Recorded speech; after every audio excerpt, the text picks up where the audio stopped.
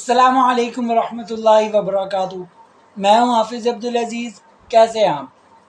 آج کی اس ویڈیو میں ہم بات کریں گے کہ اپنے بزنس کی تشہیر کیسے کی جائے، کیونکہ جب تک آپ اپنے بزنس کی تشہیر نہیں کریں گے، ایڈورٹائزمنٹ نہیں کریں گے، لوگوں کو بتائیں گے نہیں کہ آپ کیا بیچ رہے ہیں، لوگوں کو اس کا پتہ نہیں ہوگا، تب تک آپ کا کاروبار نہیں چلے گا۔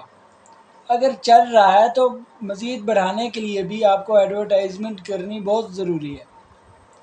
آج سے پہلے اگر ہم دیکھیں تو لوگ ٹی وی پر ایڈز چلاتے تھے، اس سے خرچہ لاگت بہت زیادہ آتی تھی اور رسپانس کم ملتا تھا۔ رسپانس کیوں کم ملتا تھا؟ آپ نے اپنی پروڈکٹ سے ریلیٹڈ ایج گروپ بھی دیکھنا ہوتا ہے۔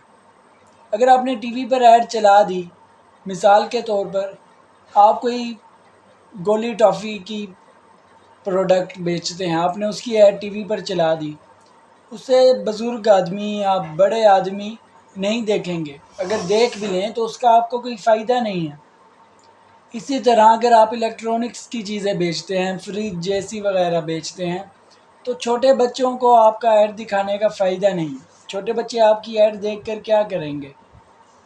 اسی طرح دوسرا طریقہ یہ ہوتا تھا کہ لوگ پمفلٹ بنواتے تھے، پھر ایک ٹیم گھر گھر جا کر، محلے میں جا کر لوگوں کے گھروں میں بانٹتی تھی۔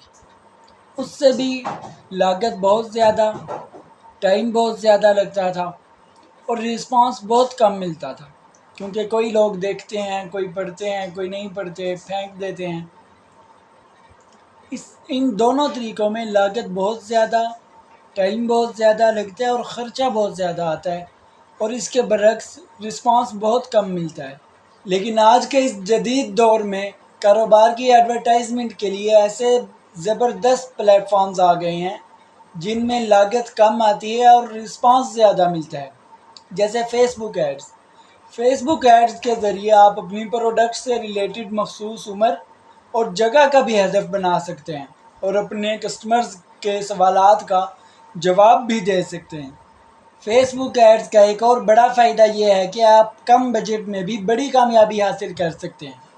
اگر آپ فیس بک پر صحیح طریقے سے ایڈ چلاتے ہیں تو کم وقت میں زیادہ لوگوں تک رسائی حاصل ہوگی اور آپ کی سیلز میں اضافہ ہوگا۔ اگر آپ اپنے بزنس کی، اپنی پروڈکٹ کی ایڈورٹائزمنٹ کرنا چاہتے ہیں تو فیس بک ایڈز کا ضرور استعمال کریں، اس سے آپ کو بہت اچھا رسپانس ملے گا۔ اللہ حافظ۔